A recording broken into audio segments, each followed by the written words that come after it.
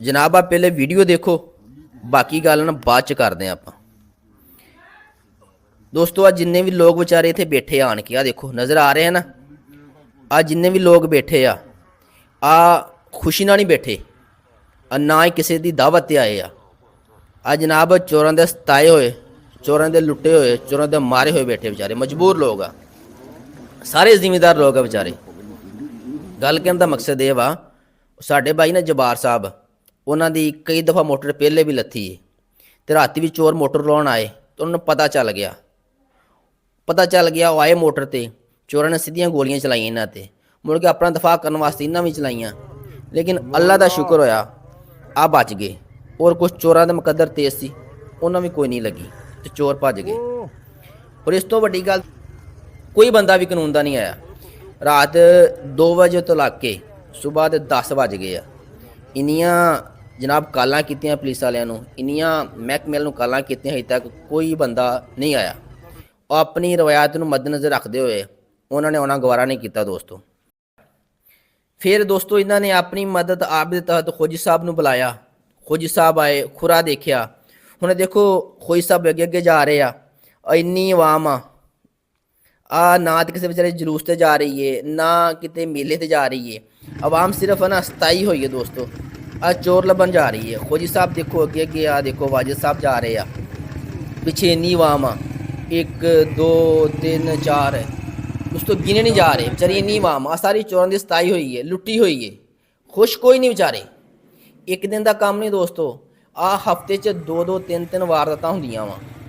चोर तो इस तरह लुटते हैं जिमें किते इन्हां दा अपना जाती माल हुंदा वा, ते लेकिन साडा कानून बिल्कुल सुता होया वा, वो तुहानूं पता ही है।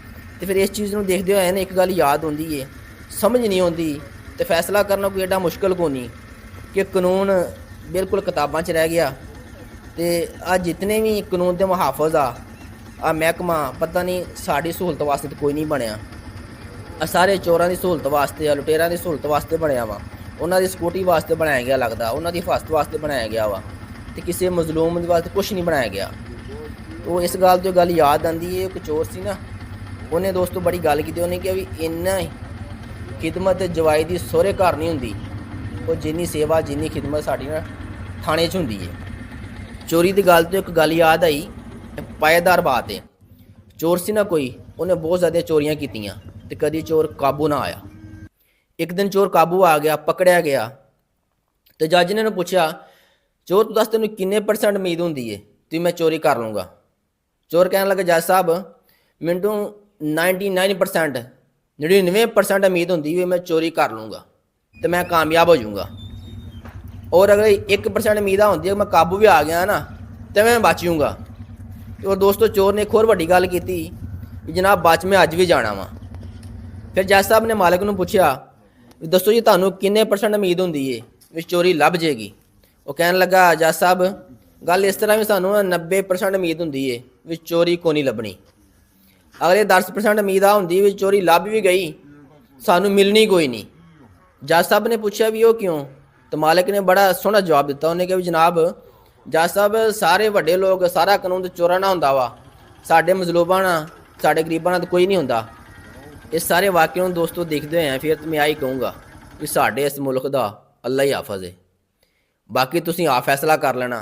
माशाअल्लाह तुसीं आप सारे समझदार हो।